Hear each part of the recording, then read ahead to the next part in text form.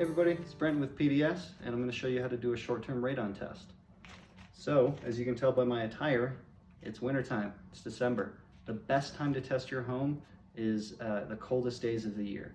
You can read my blog about the stack effect to figure out why and understand that in more detail, but basically the colder it is outside, the higher your radon levels are going to be inside in a normal home in America.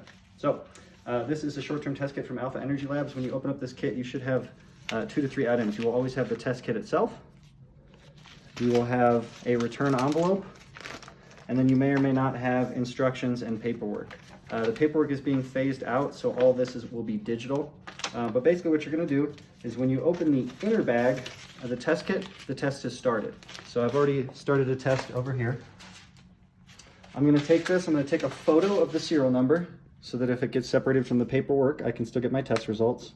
Then I'm going to place it logo side down, at least 2 feet off the ground, away from doors and windows, preferably in the center of the room. But in this case, I'm testing my HCRM, so I'm going to leave it right here. Then I make note of the start and stop times. Again, take pictures of the paperwork before you mail it in, and I'm going to set an alarm on my phone for 48 hours. After that 48 hours, if I seal everything up in this bag and notate the stop time, I then have an additional 48 hours to get this in the mail. Everything with these test kits is prepaid except postage. So all you gotta do is take it to FedEx, USPS, UPS. The lab recommends FedEx. But if you can do all that, you can have your test results typically read to you within 7 to 10 days of you mailing them off. And it's very important, the EPA recommends testing every home in America at least every 5 years.